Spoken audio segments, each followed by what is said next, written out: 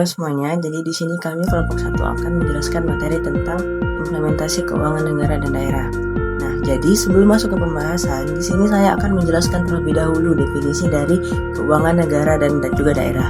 Nah, menurut Undang-Undang Nomor 17 Tahun 2003, keuangan negara adalah semua hak dan kewajiban negara yang dapat dinilai dengan uang, serta segala sesuatu yang dapat dijadikan milik negara, baik di tingkat pusat maupun di tingkat daerah. Nah, sedangkan keuangan daerah mengacu pada Undang-Undang Nomor 23 Tahun 2014 yang merupakan semua hak dan kewajiban daerah dalam rangka penyelenggaraan pemerintahan daerah. Nah, kemudian definisi dari implementasi. Jadi, implementasi keuangan negara dan daerah ini adalah pelaksanaan seluruh rangkaian kegiatan pengelolaan keuangan yang meliputi perencanaan, penganggaran, pelaksanaan, penatausahaan, pelaporan, pertanggungjawaban, dan pengawasan terhadap keuangan negara, termasuk juga di dalamnya keuangan daerah yang dilakukan oleh pejabat yang berwenang. Nah, secara sederhananya, implementasi ini adalah tahapan menjalankan kebijakan keuangan yang sudah dibuat. Nah, baiklah, selanjutnya saya masuk ke materi implementasi keuangan negara. Nah, menurut Edward tahun 1990, implementasi kebijakan merupakan proses yang melibatkan berbagai tindakan seperti penyelenggaraan, pendanaan, penyampaian informasi, hingga peningkatan kapasitas sumber daya manusia. Nah, dalam konteks ini, anggaran pendapatan dan belanja daerah atau biasa disebut dengan APBN menjadi bentuk utama implementasi keuangan negara. Sesuai dengan pasal 23 UUD 1945, APBN adalah rencana keuangan tahunan yang ditetapkan dengan undang-undang dan digunakan sebagai alat pemerintah untuk melayani kepentingan rakyat. Nah, tujuan utama pengelolaan keuangan negara ini adalah untuk mendukung kesejahteraan masyarakat melalui kebijakan fiskal. Nah, tetapi masih ada juga beberapa permasalahan yang dihadapi, seperti kemiskinan yang tidak menurun secara signifikan dari tahun ke tahun, kemudian pengangguran yang sempat meningkat pada tahun 2020 hingga mencapai 7,07%, serta yang terakhir itu meningkatkan utang luar negeri yang digunakan sebagai cadangan dana pembangunan. Nah, semua ini menunjukkan pentingnya kebijakan fiskal yang efektif dan berkelanjutan agar keuangan negara benar-benar dapat meningkatkan kesejahteraan masyarakat. Saya akan menjelaskan tentang implementasi keuangan daerah. Keuangan daerah sendiri itu diatur berdasarkan Undang-Undang Nomor 12 Tahun 2019 tentang pengelolaan keuangan daerah. Inti dari pengelolaan keuangan daerah adalah penerapan prinsip good governance, yaitu tertib administrasi efisien dan ekonomis, efektif, terus transparan dan akuntabel, serta adil dan bermanfaat bagi masyarakat. Pengelolaan keuangan daerah juga berpedoman pada prinsip value for money, yang berarti setiap pengeluaran anggaran harus ekonomis, menggunakan biaya sederhana mungkin untuk kualitas terbaik, efisien, menggunakan output maksimal dan input yang tertentu, dan efektif, hasil sesuai dengan tujuan program. Selain itu, prinsip transparansi dan akuntabilitas harus dijaga agar masyarakat dapat ikut mengawasi dan mengetahui bagaimana anggaran digunakan. Dengan begitu, keuangan daerah benar-benar dapat diarahkan untuk pembangunan dan pelayanan publik seperti pendidikan, kesehatan, serta kesejahteraan sosial. Selanjutnya, kita akan bahas tentang pelaksanaan anggaran pendapatan dan belanja negara atau disebut dengan APBN. Nah, anggaran adalah rencana keuangan yang disusun secara sistematis untuk mengatur pemasukan dan juga pengeluaran dalam jangka waktu tertentu.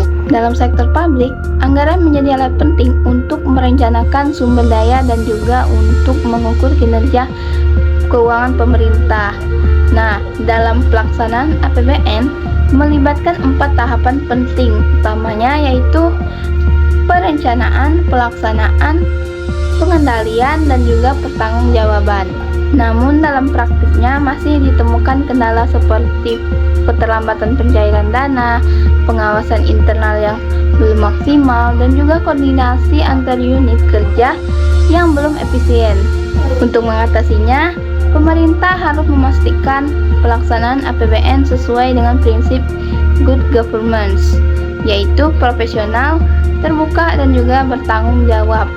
Nah, selain itu, laporan keuangan pemerintahan menyusun secara standar akuntansi pemerintah yang mencakup laporan realisasi anggaran, neraca, arus kas, dan catatan atas laporan keuangan. Semua laporan ini wajib disampaikan ke Badan Pemeriksa Keuangan atau juga disebut dengan BPK, yang dimana laporan ini maksimal 6 bulan setelah tahun anggaran berakhir, baik di tingkat pusat maupun di tingkat daerah.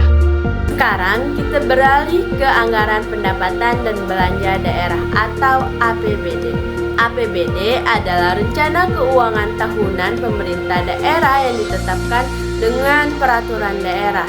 Fungsinya sebagai alat perencanaan dan pengendalian keuangan daerah dalam mendukung pembangunan serta pelayanan publik.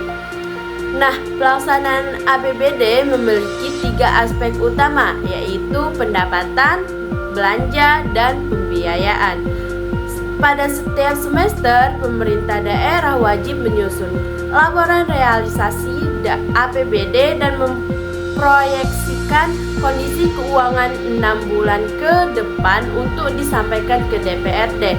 Proses ini memastikan adanya evaluasi berkala agar APBD dapat disesuaikan dengan kondisi dan kebutuhan masyarakat. Selain itu, pelaksanaan APBD juga menjadi bentuk tanggung jawab publik.